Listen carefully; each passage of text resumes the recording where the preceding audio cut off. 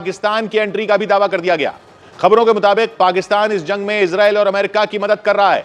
कुछ ऐसे सबूत सामने आए जिनके जरिए पाकिस्तान पर ईरान की संवेदनशील जानकारियां इजराइल और अमेरिका तक पहुंचाने के आरोप लगे। ये आरोप इसलिए भी अहम है क्योंकि इजराइल और ईरान की जंग के बीच ही पाकिस्तान के army chief Asim Munir America पहुंच चुके हैं। थोड़ी देर बाद अमेरिका के राष्ट्रपति डोनाल्ड ट्रंप के साथ आसिम मुनीर की बैठक होने वाली है और उससे ठीक पहले सामने आई ये जानकारियां पाकिस्तान का चेहरा दुनिया के सामने बेनकाब करने वाली हैं।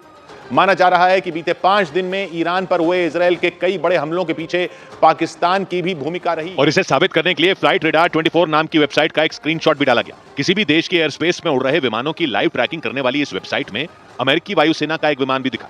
ये विमान पाकिस्तान की एयर स्पेस में उड़ता दिखा। हालांकि न तो इसकी मंजिल का कोई जिक्र दिखा, न ही वेबसाइट पर इस बात की जानकारी दिखी कि ये प्लेन आखिर कहां से उड़ा। ये विमान 17 जून को शाम के 4:30 बजे पाकिस्तान की एयर स्पेस में देखा गया। माना जा रहा है कि विमान अमेरिका की वायुसेना का एक टोही जहाज था, यानी जासूसी करने वाला प्लेन।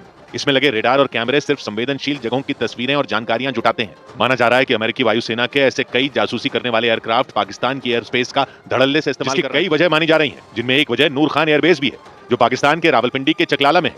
ऑपरेशन सिंदूर के दौरान पाकिस्तान के रक्षा विशेषज्ञ इम्तियाज गुल ने दावा किया था कि नूर खान एयरबेस पर पाकिस्तान नहीं बल्कि अमेरिका का कंट्रोल है। उन्होंने तो यहां तक दावा कर दिया था कि नूर खान एयरबेस पर पाकिस्तान की फौज के बड़े अधिकारियों को घुसने तक की इजाजत नहीं मिलती। नूर खान एयरबेस को ऑपरेशन सिंदूर के दौरान भारत की वायुसेना ने तगड़ा नुकसान पहुंचाया था। भारत की मिसाइलों ने वहां भयंकर तबाही मचाई थी। हालांकि ऑपरेशन सिंदूर के दौरान हुए सीजफायर के फौरन बाद पाकिस्तान ने एयरबेस की मरम्मत बड़े पैमाने पर शुरू कर दी थी। माना जा रहा है कि पाकिस्तान के नूर खान एयरबेस का इस्तेमाल अमेरिका की वायुसेना करने का प्लान बना रही है। यहां तक कि पाकिस्तान के आर्मी चीफ आसिम मुनीर का अमेरिका दौरा भी इसी से जुड़ा, क्योंकि पाकिस्तान की करीब 900 किलोमीटर लंबी सीमा ईरान से लगती है। पाकिस्तान का बलूचिस्तान का इलाका ईरान से जुड़ा है। यही वजह है कि ईरान पर नजर रखने के लिए पाकिस्तान बेहद अहम है। ऊपर से अगर नूर खान एयरबेस पर अमेरिकी कंट्रोल से जुड़ी खबरें सही निकली तो ईरान को पूर्वी छोर से घेरने में पाकिस्तान का नूर खान एयरबेस अमेरिका के लिए बेहद अहम साबित हो सकता है। माना जा रहा है कि इसी से जुड़ी चर्चा के लिए पाकिस्तानी सेना के मुखिया आसिम मुनीर को अमेरिकी राष्ट्रपति ने वॉशिंगटन डीसी बुला लिया। अटकलें तो ये भी हैं कि ईरान और इजराइल की जंग की इसी टेंशन के कारण G7 की मीटिंग छोड़कर